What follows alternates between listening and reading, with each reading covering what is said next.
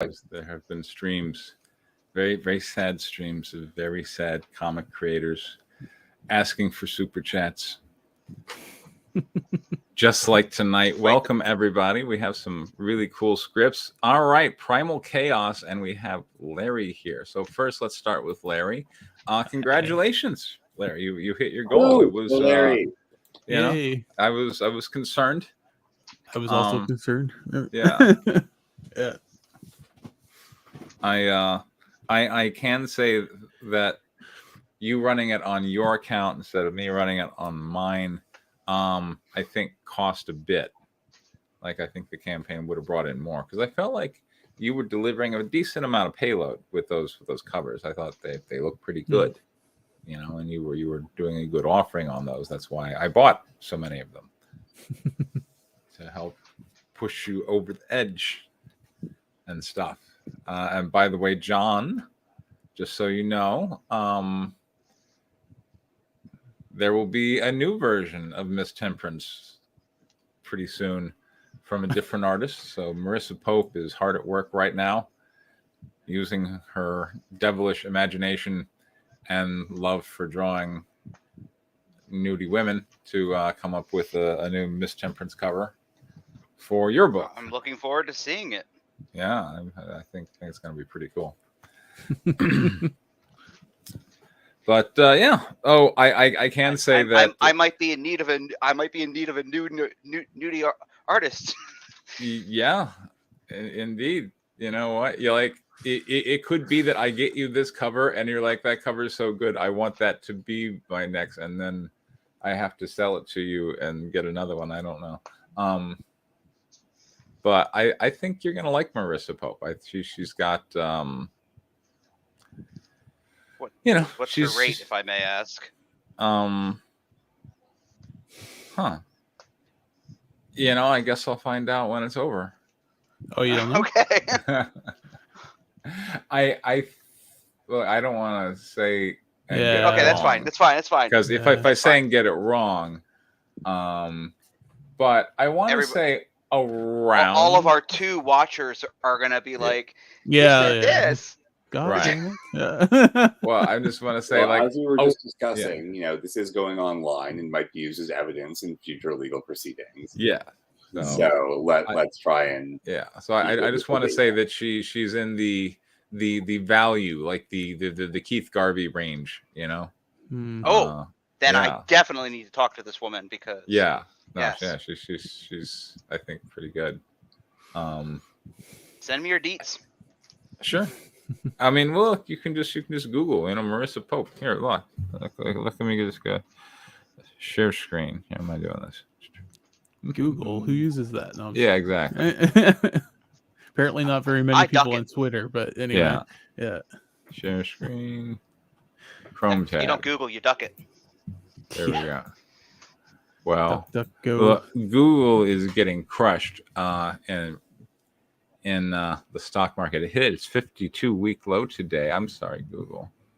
As did Amazon, which by the way, I'm holding shorts on Amazon the day it's hitting its 52-week low. So thank you. Congratulations. Thank you so much. And I'm like, you gotta get over that before the Federal Reserve starts printing money again. I know, that's the thing. Is like, I'm sitting here like, should I close it? like I feel like maybe the right time. Let's see. Okay, so Marissa.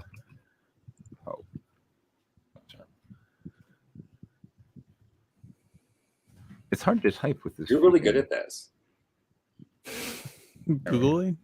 Yeah, see, and all you got to do is, and then there it is, the art of Marissa Pope. And can we get into it, or are you gonna get flagged?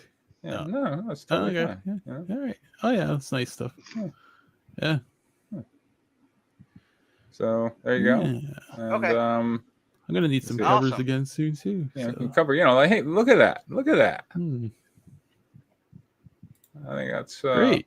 Yeah, those are very marketable. Yeah, so I think she's and the rate she quotes you, the rate she quotes you comes with 1 free wardrobe change. Like that's built into the quote. That's interesting. Yeah. Yeah.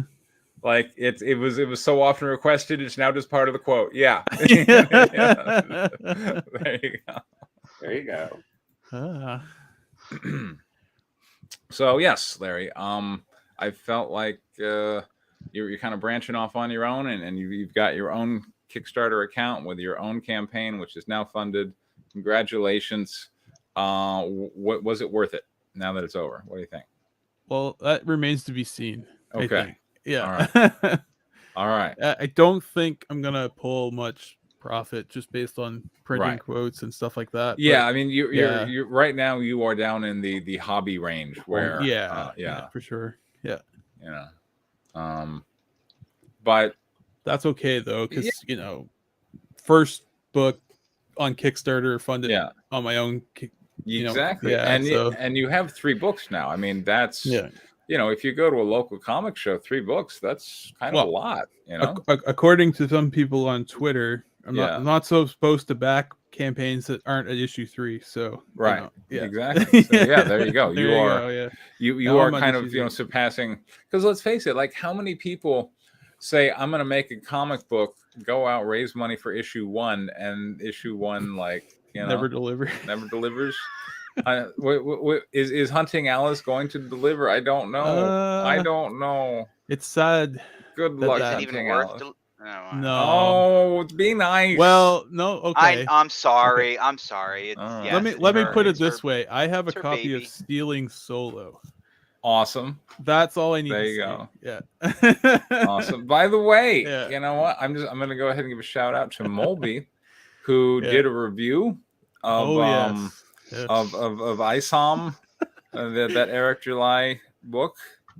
I only got about 30 minutes into it so far. It's like 2 hours long. I mean, look, this is a Molby review, but I do gotta say, I feel like like he's putting some editing a little bit in there, like the occasional video interface, and like he was referencing the show. Thank you. Yeah. And really, he was taking Eric July to task for not having an editor like Danny to push back on his work and go, no, why are you wasting so much time here? What's the point of this scene? Why is everything explained in dialogue? Yada, yada, yada. It is kind of ridiculous that he raised like $3 million and didn't think, hey, maybe I should go through this again. Make sure that it's okay. Yeah. Exactly. So. Your bold editor, and also delivery. Sleepwalkers will be in people's hands by Christmas. Wow. Okay. Nice. Fantastic. Yeah. That was always the plan, which is why I'm not doing fun things like metal trading cards, because they're a giant. Boo. I know, but I'm doing those shot glasses. Yeah. And I was talking to someone about this yesterday, and I'm suspecting that since this is going pretty well, we're at like 3,500 Canadian, so we're about to hit their stretch goal. That I might just go issue for issue for the second story arc next year and see how it goes. Right. So maybe I'll be hitting you guys up for some advice on variant covers. So it's the 3,500. And Larry, how much did you hit? 4,100, I think. Okay. So is that real money or is that funny money? No, that's Canadian money. No, we're discussing loonies for a minute. Okay. Okay. So those projects are comparable then in terms of like and I'm offering 4 times as much comic. And all right, so that was my question is, all right, so if we look at like production value, I would want to say that Danny's has I feel like I would be writing a bigger check to make Danny's comic than I would to make Larry's. Like I feel like Larry's really putting it in with like the shoestring and doing his own coloring. And how was it like now? Like you seem to enjoy being your own colorist. Like initially I just thought this was something you were doing to save money, but now it seems to be something you like. I mean, I do enjoy it. I tried to be a little, or take a little bit of the criticism last time, and kind of apply it a little bit better and go more back to what I originally wanted to do, which was more just black and white with a little bit of color, I guess, every now and then. So I actually really like your coloring, Larry. Yeah. Like it's that's not good. like great, like, blow your socks off coloring, but like you're doing good page design. The ink work is amenable to a low color scenario, like what you're doing. And I mean, you can see the pen lines in there. Like it definitely feels like there's a human hand that's touched this book. Yeah. And that's something I really appreciated. Since I'm probably one of the few people who's seen like production size art for this as compared to print size. Like that stuff looks real cool. Yeah. So yeah, no, I really like getting in there and having like giant art to play with. So exactly. So so I guess what I'm saying is I think like Larry is really just like trying to get just trying to not lose as much as possible in like the publishing process, I guess the stage would be. And that's where I think everybody kind of starts.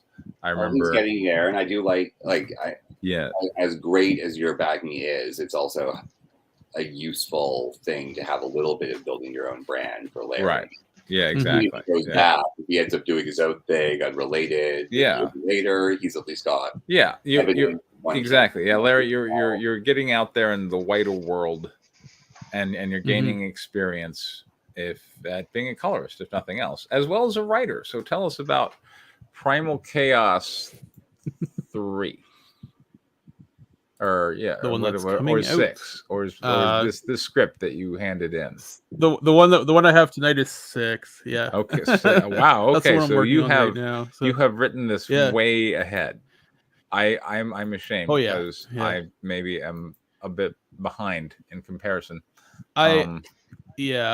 Well, I mean, once you get started, is 3 even in production?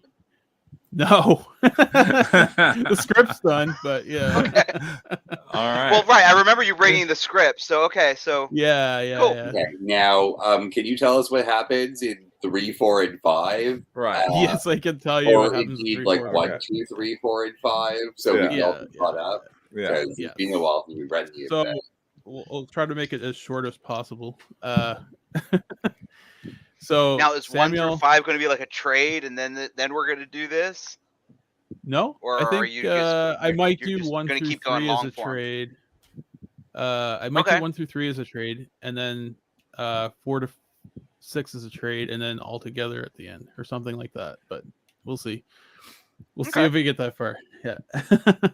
So 6 is the end, or it's just the end of this arc? This is going to be like the end of this arc, I think. That's where it's heading anyway in the script. Awesome. So, yeah, it might be a little longer than the other comics, but So now here's another question. Are you planning to do a Primal Chaos trade paperback? Yeah. And definitely. how many issues do you think that would hold? That's what I just asked him. 6. Yeah. So this is the end of your trade then. Yeah. Okay. All right. Like I say, it might do like. No, it's okay. I got confused, John. I might do like a 1 to 3, like when the 3rd book launches. Just for people if they want it. We'll see what happens. Yeah. It's probably easier to just keep printing single issues, to be honest. But yeah. But I mean, you are providing more value. Yeah, for sure. You know, if you're going, hey, here's 3 issues together, that's like 80 pages. Yeah. Because they are 28-page interiors for the most part. So yeah. I mean, if you compare how much value you're giving, if like a 3-issue trade paperback that's offering like 80 pages in comparison to what certain people offer at a 48-page graphic novel, right? Yeah. Now, I will say, like, in this issue, there's like tons of spoilers. So if anybody doesn't want to know, don't listen. Because being the end or whatever, there's. Well, I hope the script spoils it for us, or else all of your readers right now exactly very confused. No. Okay, so the general story is Samuel gets sent to Earth. In a mishap of sorts, he gets pulled out of the universe into a parallel universe and taken by this entity called Chaos and given weird powers and then sent to Earth. He somehow regains control of his soul when he gets there, and then fights a demon in the sewer that's attacking a kid, and they go off and they hide, and then another group of people comes after Samuel after seeing the destruction he caused, and they are this race called the Titans, which are sort of like a shape-shifting race that control a lot of the world's systems or whatever in the shadows. The Illuminati. So, yeah, basically. Yeah. Anyway, they come after him, but at the same time, the heaven, if you will, is sending angels after him as well. So issue 2 sort of ends with a battle between him and a Titan, and then an angel shows up. Issue 3 is basically their fight, plus Farouk kind of the kid goes off on his own and runs into Viviax from Preston's comic. Yay. Yeah, and then she fights one of the Titans, and they have their own little separate battle off on the side there. That sort of ends, and then there's a cleanup sort of situation in issue 4. Introduce Gatsby and Guinevere into the story. Yay. They're there for a moment, and then they kind of go off and do their thing from Preston's run. And then while that's happening, then there's sort of like a little transitionary period. And then issue 5 is another battle sequence, essentially. And then this will be the aftermath of that, plus some other horrible things. So there we go. Yeah. So that's the general thing that's going on anyway. So at the end of issue 5, Farouk gets stabbed by what would be Viviax's mother, essentially. Okay. Yeah. And that's kind of where the issue ends. Oh, so no. This is where it's picking up. So Okay. Yeah. Who's narrating? I'll get Preston to narrate. Page 1. First panel. Medium shot on Samael from the front. He screams and rages. Purple energy sparks out from every inch of his body. Rah! Panel 2. Close up on the left side of Samael's face as he screams.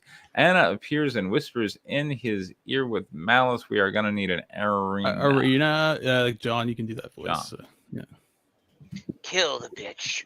Rip a hole in her like she did to Frog.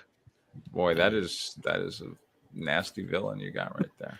She's actually a good guy. So. That is a wonderful, warm, good guy that I'm cheering for. I should mention the reason why Samuel got his soul back is because he stabbed Farouk's sister, Arena, and her soul kind of released him. So she's inside of him. It appears as sort of like a ghost. Okay. But yeah, anyway, that's where this character comes from. Okay. That is so good. Yeah. Okay. Panel 3. Gatsby and Jean shield their faces from the force bursting from Samael behind a barrier of green energy. Gatsby formed formed around behind a barrier of green energy. Gatsby formed around the pair. Gatsby tries to talk him down from his rage. We need a Gatsby. For the love of God, man, get a grip. You're going to destroy us all. Go. Panel 4. Guinevere shields herself from Farouk's fading body, her arm outstretched, creating a green barrier energy against the purple energy. The energy bursts slightly between the barrier and start to peel at her clothes. That's the John Lamont's part of the script. Anyway, yeah, there we go. Oh, okay, there you go. Guinevere, I guess Preston, you can read Guinevere. So. He's not going to stop. You have to make him, Gatsby. Panel page 2. All right. Well, hey, so far you given me a fair amount of action, so good job. Page 2. Panel 1. Asmodeus, okay, here we go. Floats in the air, still her wings wrapped around her for protection. She screams as the purple energy begins to burn through her wings and skin. Panel 2. Close up on Gatsby as he struggles to maintain his own magic barrier. I'm barely holding on, and you want me to smack sense into an angel. Page 3. Close up. A hand rests on Samuel's left shoulder from behind. We need Jesus. I guess I'll read. Okay. Rest your rage. Page 4. Wide shot. The energy snaps off like a fight, and Samuel falls to his knees and bows to the ground. Jesus stands behind him on the right, his hand still raised where he touched his shoulder. Page 3, panel 1. Medium shot. Gatsby and Jen lower their defenses and look astonished towards Samuel off the panel. Jesus Christ, what happened? Wait, is he talking to Jesus, or is he yes, he is. That's the joke. That's the joke. That's the joke. That's the you joke. fooled me. Well done, Larry. I couldn't help it. I'm sorry. I'm sitting here, right? I mean, if you're gonna do it, like, do the joke. Yeah. Panel 2, wide shot. Jesus turns to Gatsby and Jen. Samuel and bowed towards the ground behind him. Gatsby looks dumbfounded, and Jen has a look of dread. Jesus. Well, I simply quelled his rage. He is still an angel, and thus must obey my command. And you are, sir? Let me take a wild guess. You think you're... Panel 3, close up. Gatsby is out of mid-sentence by Asmodeus as she hovers in the air, wrapped in her wings. Her skin is now extremely burnt and withered from the chouse energy, making her more skeletal. She calls out a name with a broken voice as an eerie aura of red goes around her. We need an Asmodeus. John, I guess. John? Yeah. Yeshua. John does good devils. Yes. Panel 4, wide shot. Jesus looks up to address Asmodeus. She spreads out her damaged wings, revealing her once beautiful face is melted down to the bone, her eyes burning red. You address my name in the tongue of my birth. May I respond in kind? I offer no courtesy, only death. Your death. Yes. Only your death. Jesus. There we go. Like, yeah. And he should reply with, I died once before. Exactly. Try it. Yeah. Panel 5, wide shot. Asmodeus swoops down towards Jesus with her claws, aimed to strike a fatal blow. Jesus stands unmoving before her. Samuel still bows to the ground behind him. Page 4, panel 1, close up on the sword hilt and blade as it slides upward from its sheath. Panel 2, wide shot. Enoch jumps up off panel in front of Jesus and Samuel, a mighty heavenly 5-foot-long blade in her hand. She strikes a defensive posture towards the oncoming Asmodeus. Way to go, Enoch. Panel 3, close up. A look of dread and horror spreads over Asmodeus' skeletal face. Panel 4, close up. Enoch swings her sword forward towards the reader. Page 5, splash page. Enoch slices at Asmodeus, belching out a battle cry as she rends the demon's body in half down the middle. Enoch. Danny? Fade to Oblivion Creature.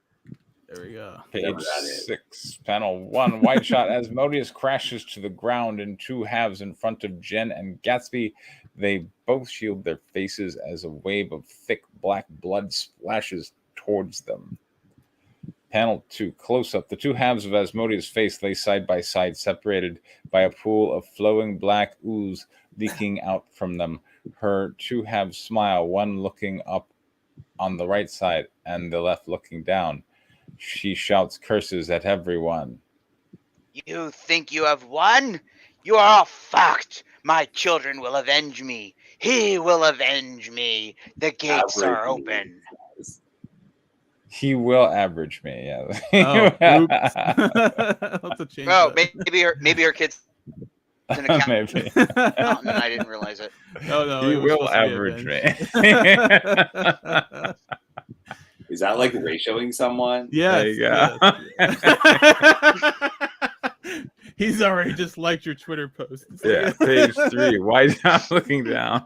Asmodeus starts to melt and evaporate, her body turning to a bubbling black goo. Hell goes to war. Panel 4, close up on Jesus standing behind Enoch as they both look down towards the dying demon. Hell was always at war. Bitch. Yeah. You got dissed by Jesus. Take that.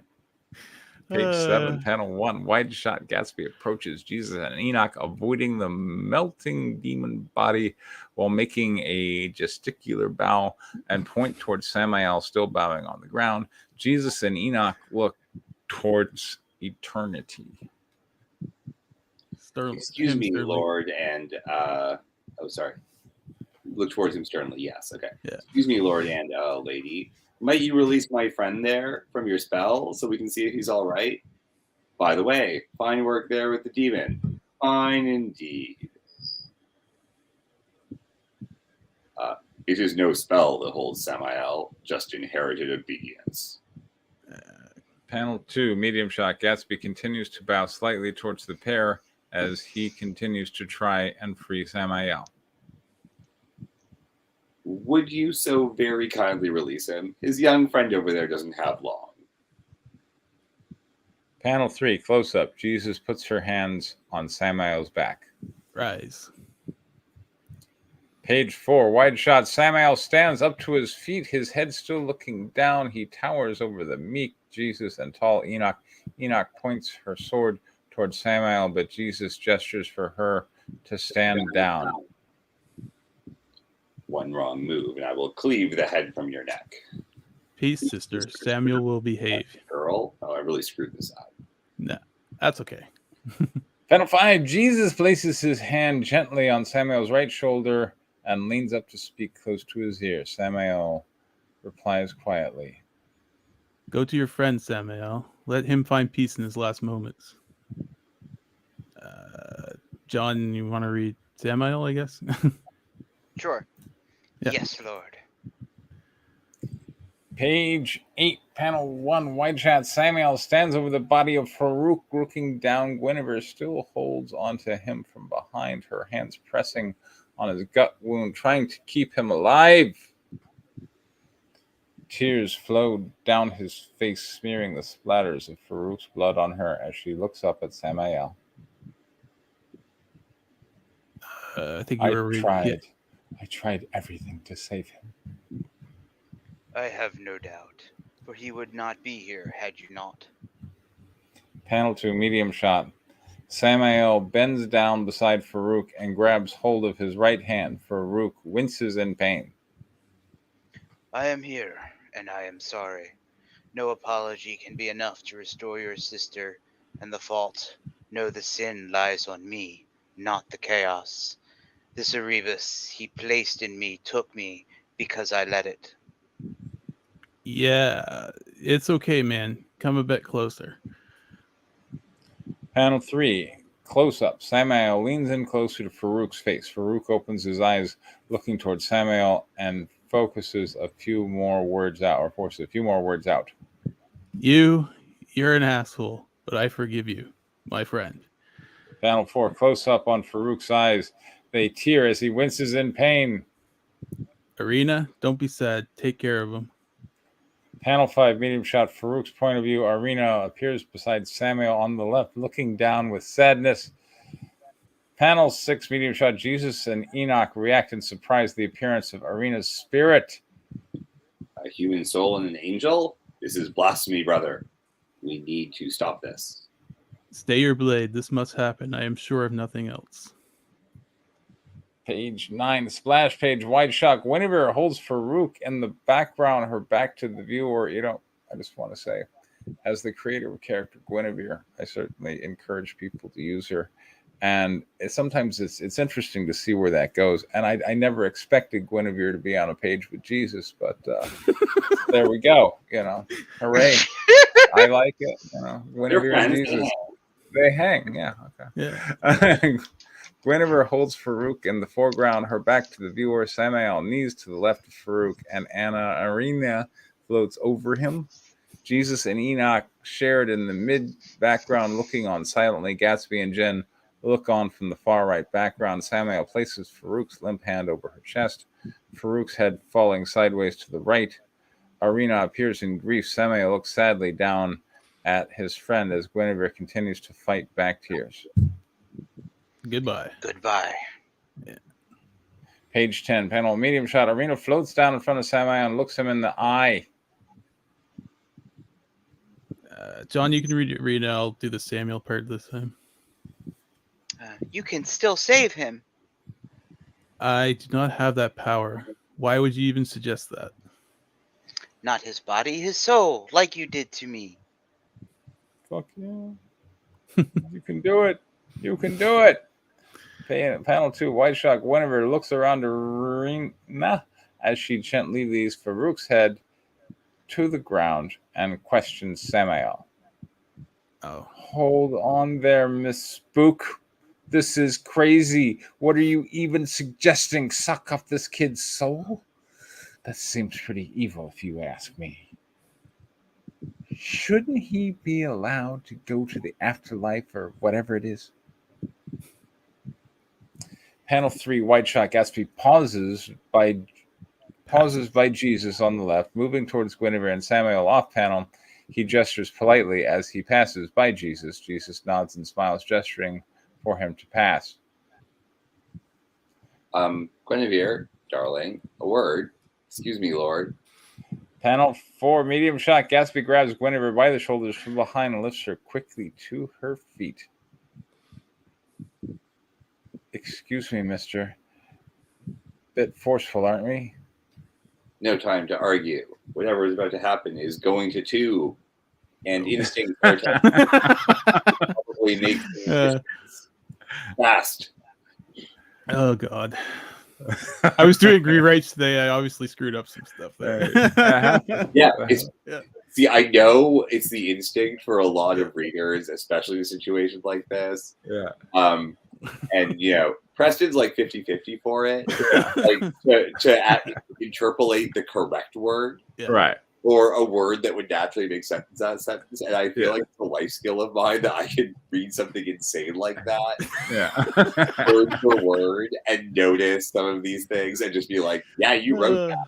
Yeah. This is also, of course, why we make me keep reading Mulvey's scripts, Yeah. Exactly.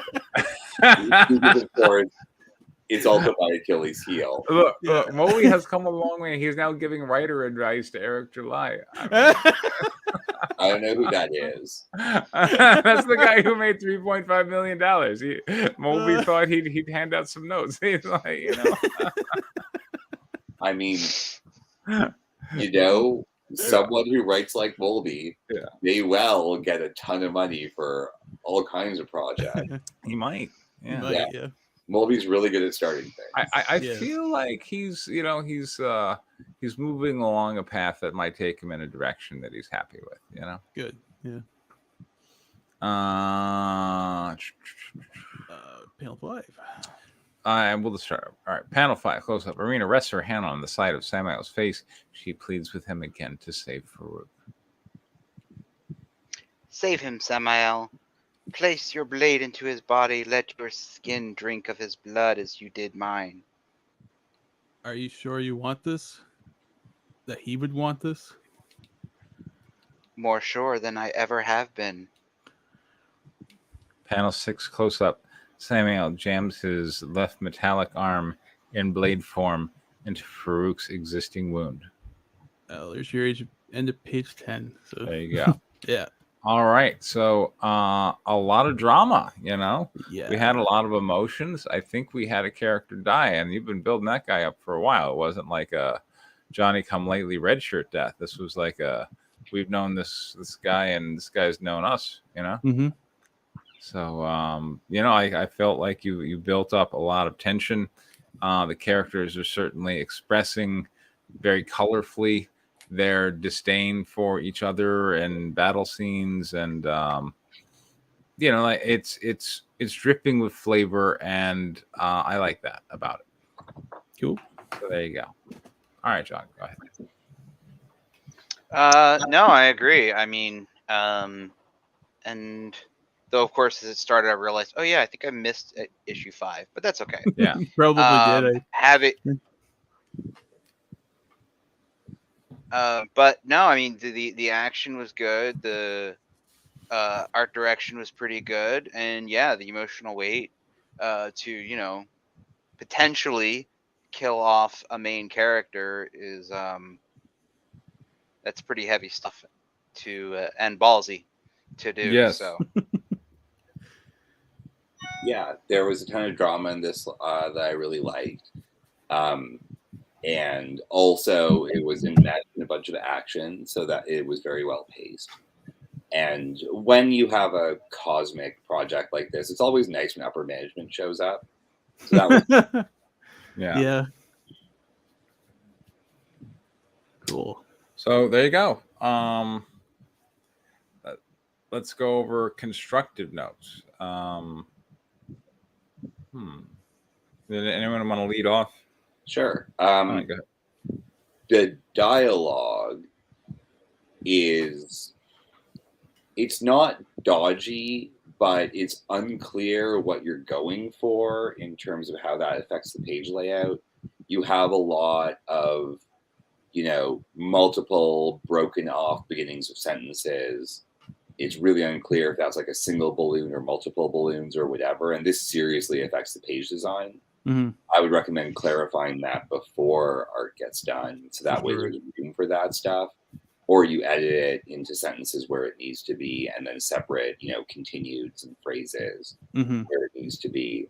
Because otherwise you're going to end up, you're in danger of ending up in a place where you don't have room for what you want to say the way you want to say it on a page if the layout doesn't comply.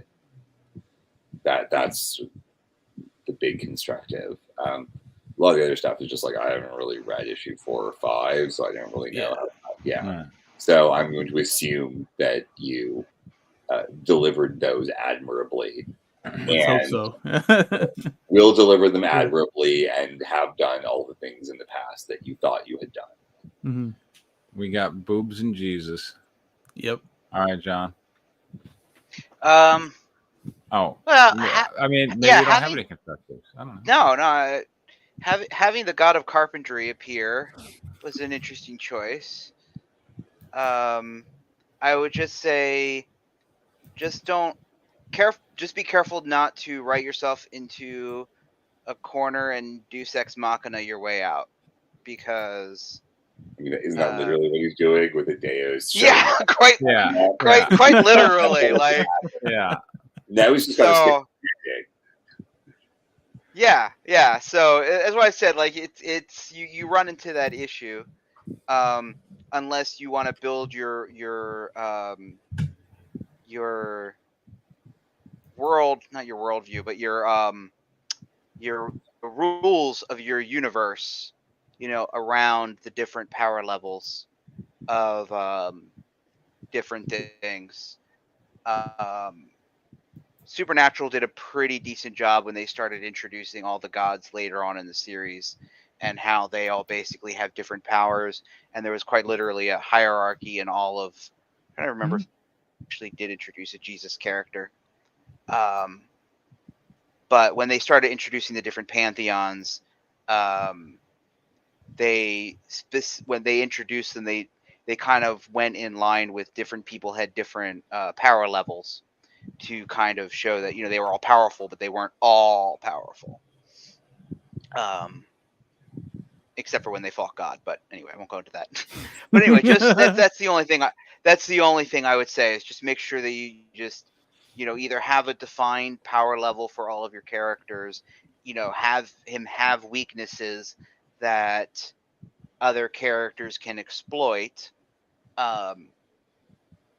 because otherwise, you do kind of run into this, and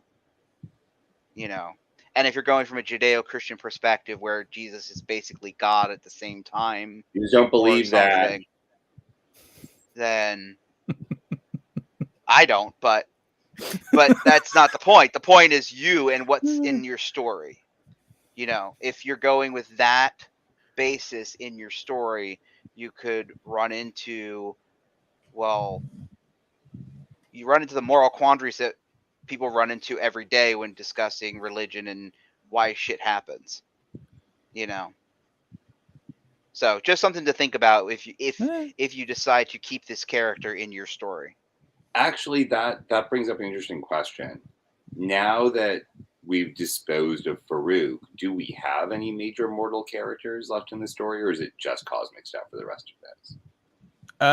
Well, I mean, Farouk was a really, really great entry point, obviously, for the reader.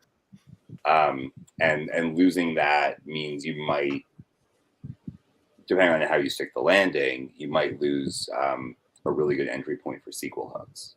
Well, I would say the sequel I have planned is kind of in the cosmic realm, but it's going to include Guinevere and Gatsby too, right? So there, I guess They're not exactly mortal characters. Not exactly, but it is a higher stakes story it's leading into. Let me just put it that way. So, yeah. Okay. To that end, I would caution you to, as great as those characters are, you're still your own creator, and it's probably not the worst idea to have some of your own characters engaged in that story as well. Right. Yeah. Otherwise, you're doing weird Gatsby and Guinevere fan fiction, which is fine. Yeah. Yeah. And Preston's going to be cool with it because there will be titty covers. But I mean, it's still your story. And they do make money. Yeah. They do. Yeah. Well, I mean, the idea is I gave John some of my titty covers and with permission to print them out for sales at shows and stuff. So I hope that. Are these the Adiano things from? Yeah, I gave him that, and I also those print yet or colored even. Yeah, they're colored now. No, yeah, they're colored.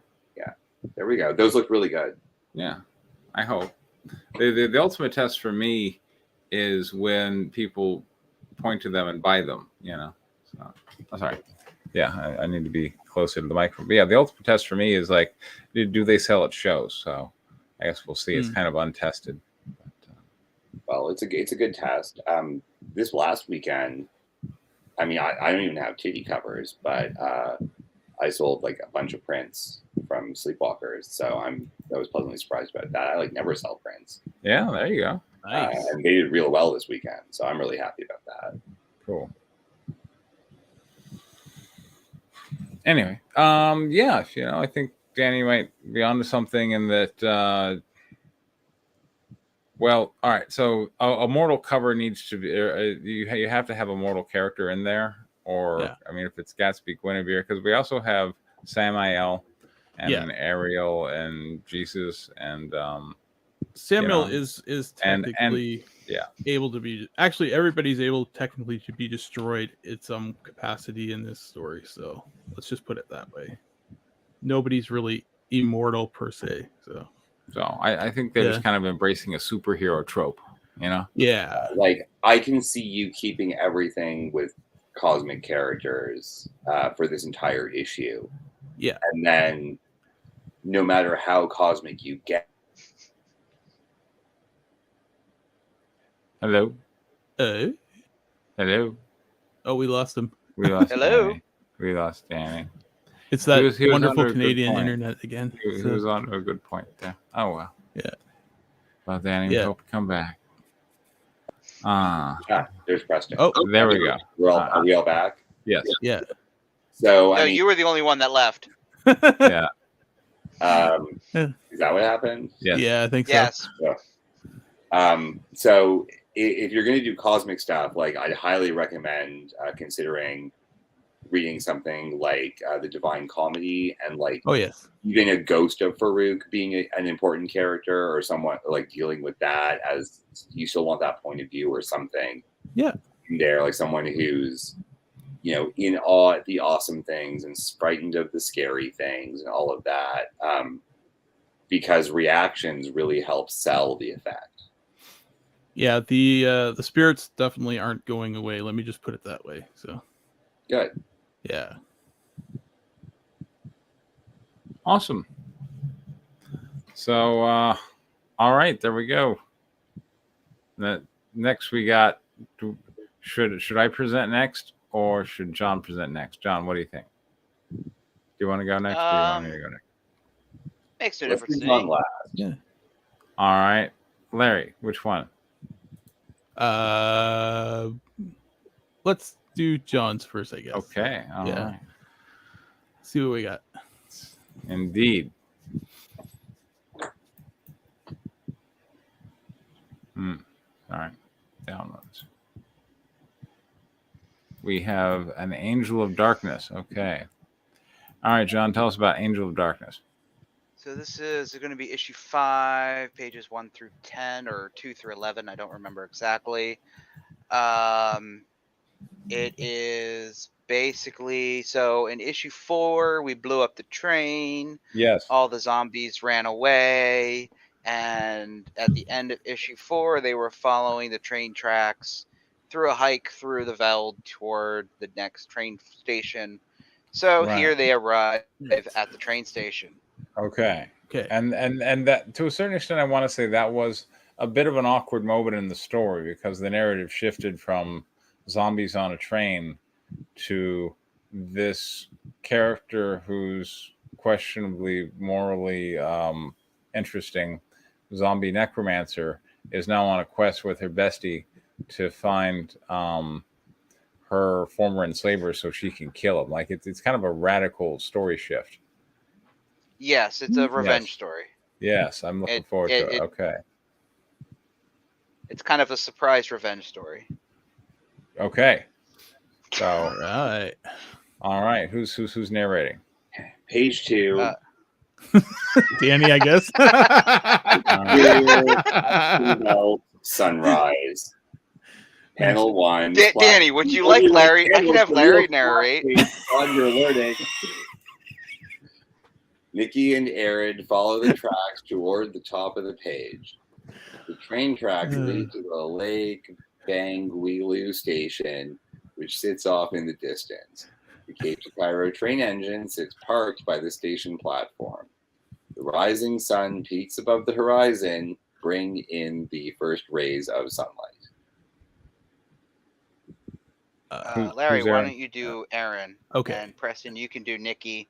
And then I don't know if there's any other lines, but if there are, I'll figure that out. Cool. Hopefully that's the train. That's a train platform and not a mirage. Page 3, panel 1, exterior Lake Bangweelu station. Day. Nikki and Aaron ascend the steps to the abandoned train station. Bloodstains paint the ground and walls, but not a single victim can be found. Blood everywhere.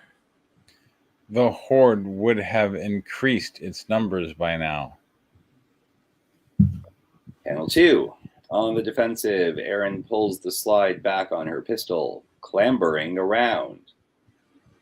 Damn right she does. Nikki looks through the blood-stained glass of the ticket window into the office. Find a map to the city. I'm going to check the motor pool. Panel 3. Interior ticketing office. Day. The office is in shambles with books and papers spilled across the floor. Nikki searches through some papers on the desk. In front of Nikki on the back wall hangs a map of the train line from Cape Town, South Africa to Cairo, Egypt, with markers for each station along the way. Blood is splattered across the map. Panel 4. Interior, motor pool. Day. Aaron enters, pistol aimed, finding it abandoned. One Willys Jeep remains, hood open. The shelves where mechanics tools should hang are empty. Bloodstains on the ground with the distinct lack of bodies.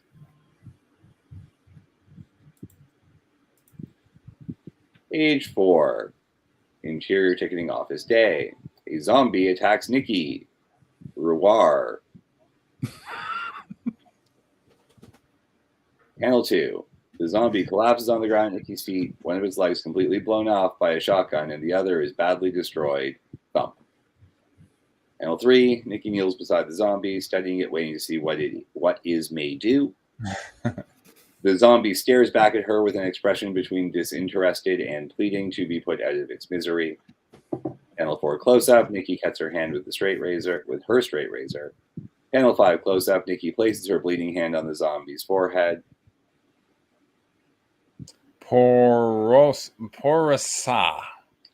Panel 6. Wider shot of panel 5. The zombie laying on the ground beside Nikki explodes like a blood balloon and his bones turns to ash. Hold on, there was a fun SMX there. Pequeal. What the heck, John? How else do you do? There you go. It's like Moving on. Page 5. Interior motor pool day. Panel 1. Wide panel. Erin stands by the Willie's Jeep, hood open as she examines the engine. Nikki enters the motor pool. Let me guess, it won't start. No battery. Panel 2. Point of view from inside engine compartment up at Nikki and Erin. Nikki's stares at the engine like it's an alien device of unknown origin. Hell yes, she does. Erin strokes her chin, thinking, why is Erin stroking Nikki's chin? That's a good question. Nikki, let me guess. You want me to summon a lightning storm and strike the Jeep? Panel 3. Medium shot of Erin. Erin looks up at Nikki, smiling like that's an amazing idea. You could do that? That would be awesome. Panel 4. Medium shot of Nikki. Nikki rolls her eyes like Erin is an idiot. As if. No, I'm a necromancer, not a wizard. Thank you, President. Page 6. Interior motor pool day. Nikki stands beside Erin, holding out a folded map. Erin stares at the ceiling light hanging overhead. The ceiling light is a bare light bulb screwed into a socket at the end of a long electrical table, which is hooked through a U-shaped bolt in the ceiling. The cable loosely follows the ceiling out of panel. I found you a map. Uh-huh. Panel 2. An electric light switch in a metal box bolted to the wall. Okay. It was installed in the motor pool more recently than the building was built. From a conduit on top of the metal box, a long electric cable extends upward along the wall to a metal U-shaped bolt at the corner to the ceiling. The cable then continues along the ceiling out of the panel where it meets the electrical cord in panel 2. Hold that thought. Panel 3.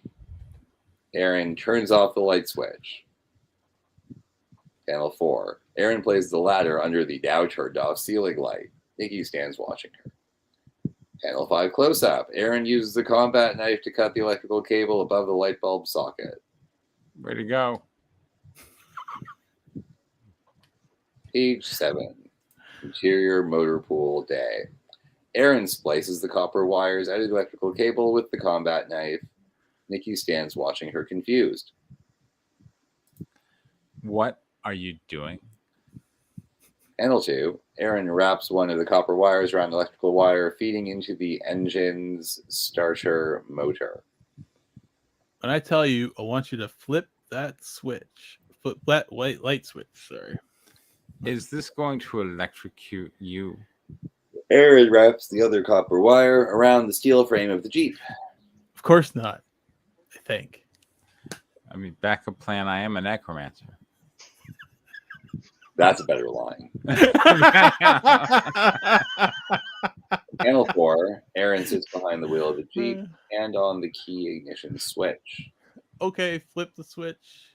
I'll keep it on. Keep it on till I tell you otherwise. Panel 5. Nikki stands by the light switch, arches a brow. Or you start foaming at the mouth. Your faith in me is astounding. Your faith in me in astounding.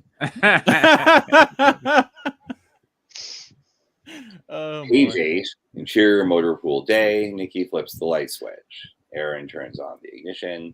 Erin pumps the gas. Black smokes. Sure. Bursts from the tailpipe. Subject verb agreement. PQ. Panel 5 close up. The engine turns over, starting, belt spinning. Room. Panel 6, grabbing the top of the windshield, Erin pulls herself up to look over top. She is smiling from ear to ear, excited and half surprised it actually worked. Turn it off. Panel 7. Aaron drives the Jeep towards the garage exit doors leading outside. Nikki sits beside her. Congrats on not dying. You have more. Oh, you're lucky they didn't siphon the gas when they left. Sorry. Page 9. Exterior motor pool day. Panel 1. Having stopped the Jeep just outside the motor pool, Aaron looks over the map with Nikki instead looks up at the sky. All right. If we follow this road. Or we could follow the smell of death. Panel 2. Aaron looks up from the map at Nikki. Nikki keeps her gaze at the sky, points. You can smell death now? They can. Panel 3. Large panel. Aaron and Nikki sit in the Jeep looking up in the sky. They're just in the sky now. Yes. In front of them, a road leading off into the distance where the silhouette of the town of Lake Bangawelu Hell yeah. Burns with an unholy light. There you go. The sky looming over them has an ominous red color as a murder of crows, lol. Hover over the center. Subject verb agreement. There we go. The murder hovers. That's the subject verb agreement. Yes, you didn't have an S. Oh, hold on. Yes, it's murder of crows. The murder hovers. Murders. Yes, murder hovers. That's your single subject verb. Yes, except you wrote crows is murder. Not the subject. Yeah, the subject is the murder of crows, and you wrote hover, which is a plural verb. As a murder of crows hovers. Yeah, should be hovers. Yeah, murder hovers. Yes, eliminate of crows and just go a murder hovers. Yeah, should be hovers. Yeah. Page 10. Panel 1. Aaron drives slowly and cautiously down the deserted street. Carts are overturned. Blood patches stain the dirt ground. Still no bodies or residents are to be found. Nikki sits beside Aaron, reading from her little black book. Her lips are pursed as she whispers to herself. Town looks deserted. Panel 2. Nikki waves her hand. It begins to glow purple. Aaron looks over at her. What are you doing? I'm preparing spells. Panel 3. Aaron continues driving. Nikki turns the page, reads. Her hands appear normal now. Oh, this is interesting. While I can absorb the life form of another, I can't store it indefinitely. Looks like it'll fade if not used in about 20 minutes. Used for what? Healing spells, empowering spells. Oh, this is interesting. A spell that calls for the life force of my mortal enemy. Not sure if I'll ever need to vaporize a small country. Sorry, I asked. Page 11, which is acceptable because we started on page 2. Yes, 2. Yeah. Panel 1, splash page. I'm seeing more panels here, John. Exterior, Lake Bangawelu. Day. Yeah. Aaron pulls the Jeep off to the side of the road, which leads to the Anglican church, which takes prominence in the city center. A massive horde of zombies surrounds the church. Subject verb agreement. But instead of trying to break in, they seem content to circle the building and stare upwards. Panel 2, inset. Exterior Anglican church clock tower day. The barrel of a scoped Lee Enfield rifle protrudes from the clock tire. A shot fires. Bang. Panel 3, exterior Anglican church day. The head of one of the zombies in the crowd of zombies surrounding the church explodes in Chucky bloody mess. PQ. There we go. Right. All right. Well, I mean, Clueless in Africa with zombies and magic is interesting. You know, that's neat. we go in a very girl power direction. Good for you. We've got the plunky one, and we've got the resourceful one, and they've got these adorable little quirks, and they try to get along, but they love each other, and that's great. So, I mean, look, I liked it. There you go. I love how every John Lamont script is improved by the addition of a Valley Girl accent. Yeah. And I'm really glad you wrote that back in. Many of the sentences were grammatical. Yeah. And this was a very nice, reasonably solid Resident Evil introduction. There you go. Mm-hmm. Yep. All right, Larry. I would also agree. It's a good setup for the action scene. Gives the characters a little time to get to know each other, I guess, since they've just been running for the last 4 issues. So, yeah. In terms of constructive, I feel like Nikki has all these rigid rules, and the more the world is defined, or the more the world is communicated of, oh, it's like D&D, or it's like this, I think the less wonder people tend to have. So I think it might be better if the mystic powers were a little more mysterious. That's fine. Anyone else? We had a really good trusting, not trusting dynamic between those two in the last issue that seems to have been wholly resolved. So that's a bit of a tone shift. The random zombie, when everyone's looking for zombies and there's obviously no zombies in the shack, was, I see what you did there, but like didn't really land for me. And can I ask why it didn't?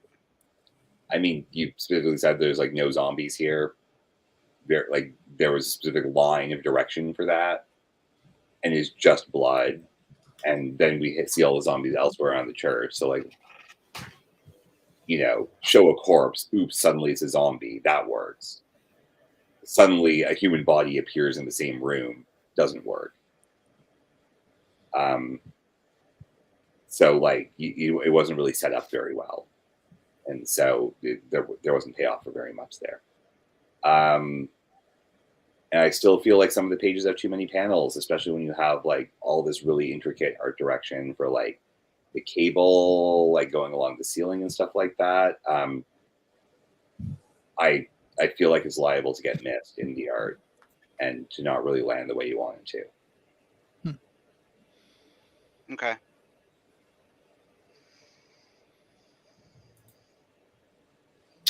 All right. Anything else? Well, Preston, do you have constructives? I already gave mine. You went first. Yeah, I went first. All right. Destroyed. Now it's Larry's turn. Am I just totally spacey right now? No, I think I was just waiting. Larry, does anyone have anything else, or is that it? Let me think. No, I don't think so. Okay. Maybe some of the banter. It's a bit comical, but I guess that's kind of what you want to go for. Yeah, I guess I want to kind of ditto what Danny was saying, in that it tonally shifts you from horror to teen comedy, and that's a weird shift. Maybe it's just how it comes off when you're reading it. I'm not sure, but yeah, the artwork could really change that, though, I guess. So yeah, I don't know. All right, let's see. Page 9. Page 16. Yeah, let's start at page 15 and just bring us in on. I added a little bit to the end here on Palace. We'll see what you good fellas think. Who wishes to narrate? I will narrate because Yeah. Go for it. Just going for it. Yeah. Just going for it. And yeah. Okay. Page 15. Nestor and Bobby crouch in the shadows of the ancient street. Larry, you can be Gretchen. Sob. And then I'll be Bobby. That's definitely Gretchen. I hope she's really in trouble, not just being emotional. And then John, you can be Nestor. Oh, I'm sorry. Shh. Panel 2. Nestor and Bobby converse in darkness. Oh. They may not even want us to disturb them. Panel 3. Nestor leads Bobby towards the distant temple, which sits in twilight. The temple. Stay quiet. Panel 4. Nestor and Bobby climb the temple stairs. That is the sexiest. I love it. Page 16, panel 1. Bobby and Nestor crouch in the shadows. In the background, Thora's black hair manifests itself into dreadlocks that extend out from her head like snakes as she stands over Gretchen, holding her arms down and over Gretchen's head. Yeah. As she writes on the limestone altar, a vortex of spiritual energy swirls around them as Rush calls gaggle of demons manifest in the raw mana of the ancient temple. See, I don't even need bold. The words are so good they have their own bold. Demons. I like that, yeah. I'm a good reader, and I'm adding emphasis where necessary. Okay. Gaggle of demons is you. There we go. I noticed that. All right, I'll say Thora.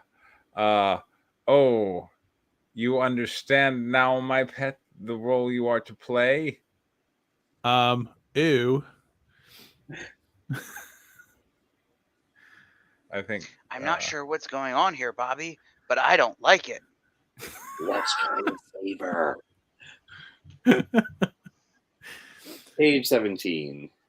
Foreground, Gretchen lies exhausted on the altar as Thora draws her sword to face the intruders. Background, Bobby and Nestor freeze in the shadows as they fail their sneak roll, lol. I think that's quite far enough, you two. We heard her scream. What is the meaning of this? Panel 2. Thora stands back and allows Nestor and Bobby to examine a rousing Gretchen. Why don't you ask her? Panel 3. Bobby and Nestor look after recovering Gretchen, who sits up on the stone altar. Gretchen, are you okay? She had hair of snakes. Panel 4. Nestor accuses a defiant Thora. Look, I don't know what's going on here, but Thora is clearly responsible for bringing home the message of Ereshkigal in any manner I choose. Page 18, panel 1. Thora puts Nestor in his place while Bobby does his best to bite his tongue. Isn't that right, Sir Nestor? Of course, we came to investigate her scream. That's all. Panel 2. Thora points to Bobby while Nestor stirs to outrage. Your squire shall be next. Those were not the terms of our oath. I cannot agree to that. Panel 3. Thora holds out her sword to Nestor and Bobby. Then I must force you to yield. Run, Bobby. Get out of here. There was no exclamation point. Yeah, there should be an exclamation point. You're right. Okay. I'll add an exclamation. So it wasn't like, run, Bobby. Get out of here. Run, Bobby. Get out of here. Panel 4. Thora invokes the power of her matron. Her amulet glows blue as the magic transforms her. Motion lines show her growth. Her hair extends out from her head like snakes. She adopts some features of the Avatar. Hocus Pocus. Sorry. Page 19, panel 1. Nestor lunges his sword at Giantess Thora, who parries his strike with her own. Bobby cowers and backs away. Gretchen sits up on the stone altar and surveys the scene with fascination. Clang. You can't have him. Oh, but I can. Page 20. Thora spins out of the parry made against Nestor's blade with her right hand to connect with a spinning back fist to Nestor's face with her left. Yeah. Oof. Panel 2. Thora presses her advantage against her stunned foe by stepping forward and bracing the sole of her boot against Nestor's shin as his guard drops. Panel 3. Inset. Motion lines show Thora's boot forcefully moving down Nestor's shin. Stomp. John, we have sound effects. All right, John. That's an automatic PF. Yeah. All right. Uh-oh. John. Let's see. Yeah, you gave it. All right, sorry, very good. All right. My internet cut out on me. Yeah, okay. All right. Panel 4. Racked with pain, Nestor hunches over as Thora uses a powerful roundhouse kick to knock his sword from his hands. Yeah. Page 21. Panel 1. Nestor stands terrified as Thora pulls him toward her with her left hand, ducking down with her right to hook him by his crotch so as to lift him off the ground in a fireman's carry. Once again, Nestor. Panel 2. Thora drapes Nestor across her shoulders as she stands, lifting him off the ground. You lose. Panel 3. Bobby stands frozen in fear as Gretchen walks towards him, the object of her fixation. Foreground. Thora completes the throw, landing Nestor flat on his back on the stone altar. Boom. Now you shall meet oblivion. Panel 4. Thora stands at the head of the stone altar and prepares to invoke her magic. Foreground. Gretchen grabs Bobby by the hair with her left hand as she draws her dagger with her right. Make sure he watches closely, Gretchen. I want him to witness the moment the purpose drains from the eyes of his liege. Do not think you suffer in vain, for I am enjoying this a great deal. Page 22. John, you can be Edmund, and Larry, you can be R. Okay. Series of panels. Profile of Edmund's sweat-covered face as he exerts himself. John. Arrogant bitches need to be brought to heel. Panel 2. Edmund's face flashes with rage. They need to surrender to strong men. Oh, I should put on like a fake Andrew Tate voice, shouldn't I? Yeah. maybe. Panel 3. Top of Arca's blonde head and flush face rise to share the panel with Edmund, who harshly growls an order. Oh God, yes. I said, hold her down, cucky. Panel 4. Medium shot wearing a ridiculous leather bonnet featuring a pair of deer antlers, a white stained cloth bib, restrictive white knickers, and booties featuring multiple bells. Cucky moves to do so as instructed. Still wearing courtly vestments and gowns reminiscent of Henry VIII, Edmund stands behind Arica, bending her over the palace banquet table in the dining hall. This is shown. Sure. Wrapped in a tangled clump around her waist, her torn pink dress does nothing to conceal her. A half-devoured lunch for Edmund and Arica lies pushed aside on the table. Yes, Sir Edmund, my apologies. Panel 5, Edmund uses his hands to pin both of Arica's wrists to the small of her back, and he continues to take her from behind. Cucky exerts leverage on the other side of the table, push Arica's ample breasts flat against the table's hard surface. Take it, you. Panel 6, Edmund collapses on top of Arica as Cucky dutifully moves to the side to let the lovers share the moment. Whore. Page 23. Arica's face shows her blissful post-coital exhaustion. She half turns her torso from the table to hold Edmund's head against her dirty pillows. Oh, great. Euphemism, or are there suddenly pillows on this table? I don't think that's what it means. Yeah. Oh, great, Sir Edmund. Recognized master of the lands. Panel 2. Arica leans down to kiss Edmund tenderly on his forehead.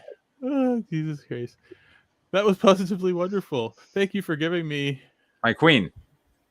Panel 3. In the full garb of the High Priestess, Samantha stands at the entryway to the dining hall. We have completed the augury. Great Viviex has demonstrated her will. Panel 4. Spooning on the kitchen table. Edmund and Arica smile at the news. Standing to the side, Cucky's face betrays his amazement at the news. Thor has committed sins against the matriarchy. She must be put to death immediately. So that's where we're going to end the issue, I thought. Anyway. All right. Larry, what do you think? Good. Overall, nice imagery and action and pounding on the table and stuff like that. Yeah. Surprisingly, your script was more of a John Lamont script than John Lamont's script, but so. Oh, just wait till next week. Yeah. Wait, what?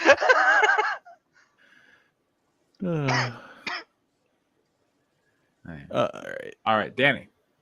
I actually like most of that addition to the script, and it's certainly an interesting cliffhanger. The rest of it was largely similar to last time. Mm-hmm. Yeah. You cleaned up a little bit, but yeah, I just did want to add the cliffhanger at the end. But yeah, all right, John, what do you think? Yeah, cliffhanger was good, post good. Definitely had. Honestly, that's I know they say it's John Lamont's script. I just said no. That's more. That reminds me more of you, but.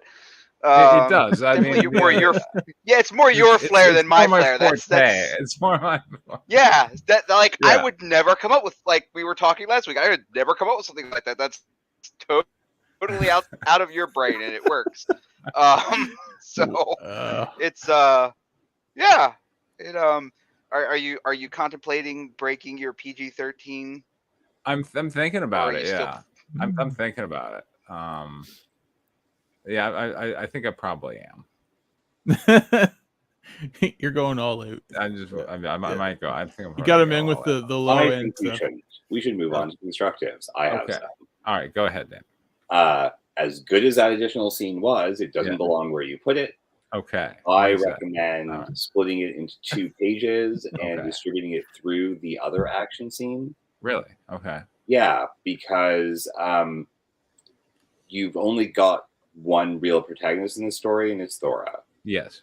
And the her and Nestor and is she going to do terribly evil things thing is a better cliffhanger than, she must die. I mean, every 5 minutes she's like mind controlled and taken over by some weird other dimensional creature that is incredibly dangerous to she has a low will obviously save, she needs to be killed. That's very good politics, but she's also the protagonist, so I think the cliffhanger of will she actually kill her allies, what's going on with her will, is more compelling than a new plot, like a new sort of B plot develops. Okay.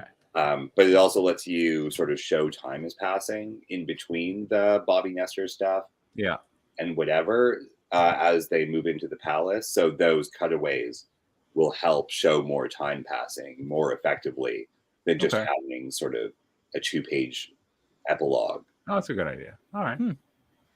Also, where the fuck did my other constructive is where the fuck did the Army of Demons go? Okay. I mean, we could put in more.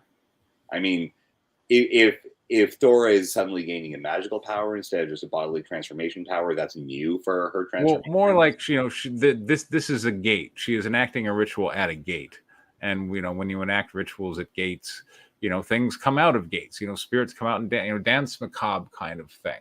This idea of powerful magic not doing the neat thing and limited to whatever the spell description is in the player's handbook. It sounds like the consequence of this ritual being completed is that a gate will be open, demons will enter our world, Ereshkigal, blah, blah, blah, blah, blah. Right, yes. Once again, where did the demons go? Because she's completing some writing or whatever, and the gate might be partially open by this point. Right. Having that visual cue, maybe with some demons hanging out, like trying to, I could see open it or whatever. It lets us have some continuity of those characters. Okay. And implies that whatever is happening with Thora's transformation, A, gives her magic, B, does make her a kingdom-threatening threat. Okay. So I'd add some demons and figure out how that changes the action. But it's mostly background demons, I think. The gate when you're seeing it, that kind of thing. All right. Okay. John. This was not the end of the issue, is it? Yes. That was Yes, 24. it is, or yes, it is not. Yes, that was the end of the issue. Oh, okay. Then yes, I concur with Danny's comment about the cliffhanger. Okay. I didn't realize that it was the end. I thought there was going to be more pages. I wasn't paying No. attention to the page count when we were reading. Okay. So yeah, I kind of think that other one, because if we care about Dora and basically her soul, that is going to be more interesting to us, I think, than oh look, somebody else is out to kill our main character. Like, we saw that coming a mile away. Okay. You know, like we knew that when she left on this quest, it was a suicide mission. So the fact that she left her on a suicide mission and then come back and said, "Oh, if she does make it come back, we're gonna kill her anyway," like, that's not a surprise. Right. Okay. So, but yeah, I mean, and you can totally, or have things coming out of the gate and that be the cliffhanger. Like, that can you can incorporate that into your Thora Nestor. I mean, John, thing. I almost feel like you're saying I could cut the whole Arica and Edmund scene because it's not really. Oh no, hell no. No, you like the scene. No, it's actually a good honestly, distraction. That's like about the world, and it helps the pacing. Yeah. What were we saying, John? And it's kind of reminiscent of your Guinevere scene, like your Guinevere party scene from issue 1. Oh yes.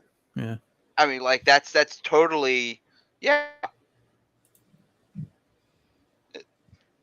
Awesome. Well, I'm glad you like it. Cool. Yeah. I mean, you could, you could also put it like after they go into the temple. Yeah. And Nestor and Bobby go to get water for the horses. You could put the scene there. Yeah. That way you're not interrupting the whole thing. So, like, that would probably be a good place to put it. Okay. Cool. All right, I'll get to work on that. All right. Any other constructives? All right, I am off like a prom dress to go get some work done. But did you guys? I guess all right. So I'll just add. So, like, did you guys like Edmund ravaging Arica on the table? You were. It was a good scene, that was awesome. awesome. Very on brand. Yeah, keep it. Just okay. You know, I like having it be like 2 pages you can use, and it doesn't have to be like a unit. Okay. John seems to be okay with 2 pages in a row, just as a transition before a scene change. Larry has no opinion on where it belongs, but doesn't mind it. So yeah, we were all okay with it. Okay. It's very on brand for the project, although I still recommend keeping the PG-13ness. Okay, that's a good idea. Like, I mean, you did that with Guinevere too. I mean, you had Yeah. You know, you kind of had a BDSM party in Guinevere and kept the PG-13. So I did. I mean, you can do it. I can. Yes. You can. Yes. I can. I absolutely can. Yes. All right. Fair enough. All right. I'll go. Yeah. Well, I hope Ediano has fun penciling this one. I tried to give him a lot of fun things to draw. You know? He'll have a good time. This is going to come and look really good. So yeah, I'm excited about that. And did I show you the update on the whiskey paint sketch, by the way? Yeah. In fact, let me go ahead and show that right now because I think it's pretty cool. And if I haven't shown it again, I'll show it anyway because I think it's pretty cool.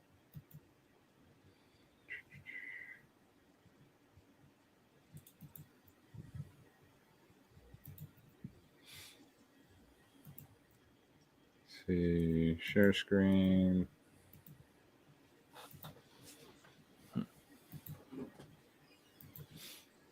What do you think?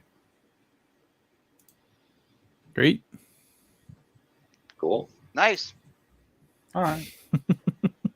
I mean, you are all men and you like it. I will say that at comic shows, I talk to a fair number of women, and I've been showing them this sketch and saying, "What do you think?" And so far, like it's like universal, like yes, like okay. So seems to have a wide Women appeal. love whiskey paint.